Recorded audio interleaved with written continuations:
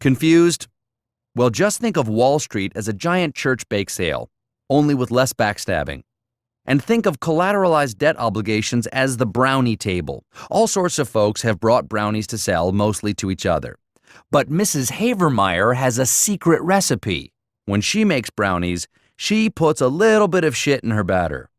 Not a lot, just a Hershey squirt. That lets her turn a bigger profit on her brownies because baking with shit saves her money on more expensive ingredients like things that don't come out of your anus. All the other bakers see how much profit Mrs. Havermeyer is making, so they buy her shit batter and mix it in with their own, and naturally shit in their own batter to sell it to each other. And everything goes fine until Reverend Smithson bites into a brownie and says, "Oh my God, this is shit." At this point, no one can remember which brownies don't have shit in them. And boom, suddenly nobody's buying brownies and the bake sale collapses. And just because of one tiny little world-crippling incident, the government wants to come in with a bunch of new rules. They want to make it against the law to put shit in brownies. And not just brownies, but cookies, blondies, cupcakes, muffins, all the baked goods. Do you really want a bureaucrat coming between you and your banana dingleberry loaf? Our system is based on risk. Wall Street can't have regulators peering over their shoulder. It's like when you're trying to pee. If there is someone watching you, it's harder to do. So just let the free market pee and it will trickle down and warm everybody.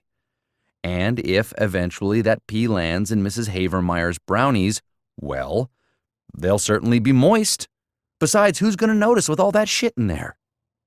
But, Audiobook Nation, in case shit brownies don't sound appealing, there is one last financial opportunity I would like to discuss with you. Gold. No one is more passionate about gold than I am. I love gold. Deeply. I'm talking about climbing a tree outside its window and watching it open Christmas presents with its new boyfriend kind of love. I love all forms of gold. Gold coins, gold bars, gold ingots, golden grams, the Golden Girls. I could go on. And I will. Goldilocks, Ari Gold, Goldman Sachs. That's it, I'm spent. The quest for gold has driven all of mankind's accomplishments. Aztec gold is why Spanish conquistadors came to the New World, making them the very first Hispanics to take away American jobs. And gold is the soundest of investments. All the smart long-term money is in gold. Although if you're really smart, you'll put long-term gold in gold.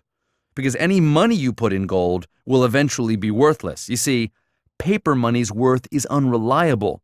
It only has value because we arbitrarily decide it does. But gold has intrinsic value because it's shiny. And there was a time when gold made the American dollar great. The greenback used to be gold-backed. But thanks to the paper unions and the presidential portrait drawers lobby, we went off the gold standard. Well, no more, folks. I want to go back to a system where I can walk into a Starbucks with a gold ingot and a nutmeg grater and just shave off enough dust for a venti caramel macchiato.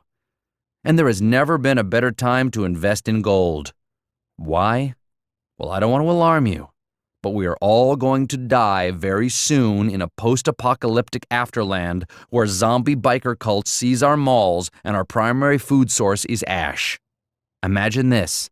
George Soros and Warren Buffett pull all their money out of the stock market, causing a crash. Just then, China calls in our debt. With the markets in free fall, we don't have enough scratch to pay them back. This causes Europe's economy to implode, first in the brie and schnitzel markets, but it quickly spreads to Greece, and the world is engulfed in Saganaki flames. Soon, fuel gangs roam the streets looking for gasoline, which they call fire snapple. Suburban refugees are ruled by leather-clad circus freaks and spiky-haired female slut warriors in tiny leather shorts and tops that expose a fair amount of underboob. Dogs take over the government. North and South Carolina switch places. VHS tapes are popular again. The internet ceases to function and computers are burned for heat, except for the keyboards, which become percussion instruments for mutant jazz musicians trading a song for a mason jar of fire snapple.